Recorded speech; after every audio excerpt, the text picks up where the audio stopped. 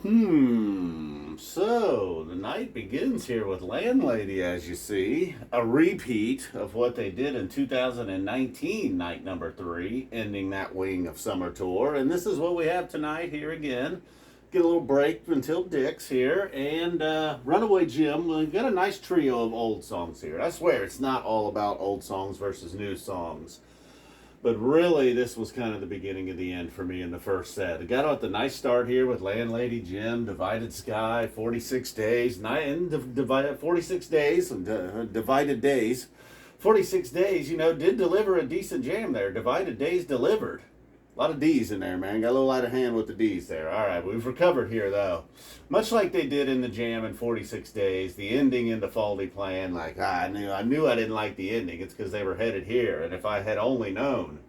And, look, Faulty Plan and Sugar Shack, under no circumstances am I really going to enjoy those songs. And Shade, okay, I'm not a Shade hater, but along with these two, following those two, man, you need some Hall of Famers. And the same thing for Halfway to the Moon. I like Page songs. I like Halfway to the Moon. But again, you better have something big before and after it. And then if the big thing after it's Everything's Right, like this was our big one on the set. 46 days tried. You had a little bit of a smooth jam feeling there.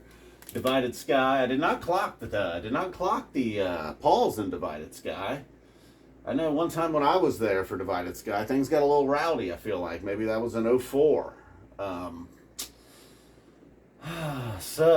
Divided Sky was a little bit MIA, definitely not overplayed this summer. Hope maybe one of the Hall of Famers that's kind of slightly getting pushed to the back burner. We got, I believe, at least 2 of them, but, all right, let's not complain about that. We got Runaway Jim and Landlady, like boom, boom, boom. Like I said, a nice trio, and then 46 days. Often getting it done, but yes, played a bit much, Then Faulty Plan, Sugar Shack, Halfway to the Moon, Shade. I mean, man, oh boy. So I really just wasn't, I don't know, man. Although jammed, bam, I'm not ready to do it, I don't know. Probably at this point it could be a certified jam vehicle, but I just am not going to do it, man. I got the stamp, and I'm just like, Other places, you might be able to go get it done other places. They're like, oh yeah, son. All right, here. So then we get over here to the second set. And that's really what we're here for most nights, right? It's a shame. It's a shame, really, all this. Halfway to the Moon deserves better. But instead, it got sandwiched with Shade and Everything's Right. Got a Mike song in there. I love Mike songs. Probably my least favorite, though, Sugar Shack.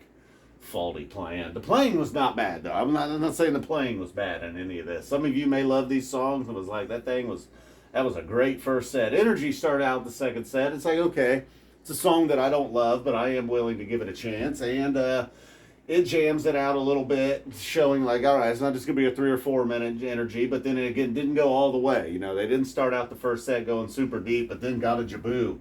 Finally, they take a got a Jibboo, and it seemed like, oh no, man, it was going to be super standard, but no, not even like the jam on the album, And to me, I know got a Jibboo is one easily to dismiss. Maybe someday, Everything's Right or Soul Planet we'll look back on and be like, wow, But to me, an important song, really. I know that sounds ridiculous. Lyrically, obviously, not the most genius thing they've ever done, but with the Talking Heads album, Trey working with musician friends up in Vermont, on the songs that would eventually become on the Farmhouse album, kind of changed their jamming there in the mid to late 90s, and got a Jibboo, that jam on the album, really kind of showed, like 46 days. It shows its face a lot, starting back then, all the way till now. Anytime there's kind of like a smooth jam, sure, Trey's leading, but really all 4 guys just kind of grooving together. Got a Jibboo, man. It's kind of the, it's one of the ones. And then tonight, instead of just pulling it, they went a little deeper with it. And then Trey started to go off and shred a little bit. Same thing happened in Soul Planet. Trey goes off and shreds a little bit. I don't love that it was Soul Planet, but man, that thing was smoking by the end. And then Rift reappears. I feel like Rift has been MIA, kind of like Divided Sky. Reba shows up after the Rift. That's always going to be welcome. Nice, cool jam in Reba. And then things got a little wild and fun. Not that this is, not that we were lacking energy here, but anytime John Fishman, Martian Monster, we start to get some I won't say pyro. We don't get no pyro action, but we certainly get some smoking theme for Martian Monster. And I was ready for it, man. I was like hopeful they were going to jam this sucker out, which it was kind of a Fishman jam because they go into a song called Heart Attack. Jerry Reed, I believe. Nice job on the vocals by Fishman there. And it's, of course, going to let them, perhaps, maybe it always seems like maybe there's a problem with the vacuum. But no, not the case. He sings Heart Attack. He gets down with the vacuum solo. Didn't go too deep with the vacuum solo. You know, he doesn't want to hog up all the stage. So, hold your head up. Trey had moved over to the drums for a little bit during Martian Monster. Thought perhaps we were going to get a gangbang, but no, not the case. Fishman leaves the seat. Trey takes over on the kit, and we get a vacuum solo. Happened before at Alpine Valley. Fucking repeaters, man, I swear. Lazy. Lazy Phish, man. Somebody left that comment. They repeated a song 2 years in a row at the same venue, and somebody said that's lazy. I don't know. All right, sorry. Let's not get sidetracked over here. So then finally we get back into Martian Monster, finishing up kind of the whole Fishman jam right here. Well, I don't know how Possum got into there. But we do get into a raging Possum, slave to the traffic light. You know, Trey again, just going off, man. Fishman even kind of looking over at him like, all right, man, go to town, Big Trey. Slave to the traffic light, and then we get a waste first tube, boom, boom, encore. I thought we were running out of room here.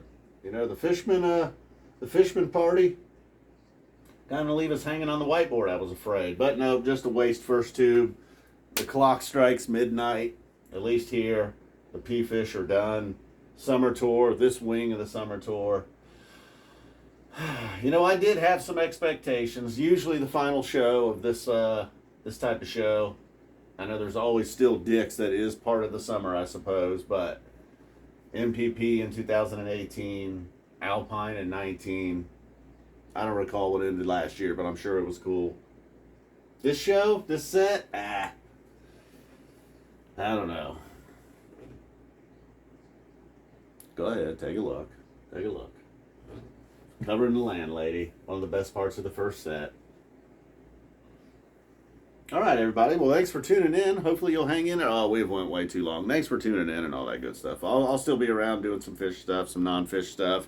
And then for Dicks, boom. That's when most of you will be back. We'll see you then. Oh, got one of my favorite Alpine setlist tees on here. Oh, yeah. Yeah, sometimes Alpine, they leave the place. Nothing but dust and bones tonight. Everybody walks out of there alive. Except a few chompers. They might have lost their shit during first tube. A little spontaneous combustion action. Boom.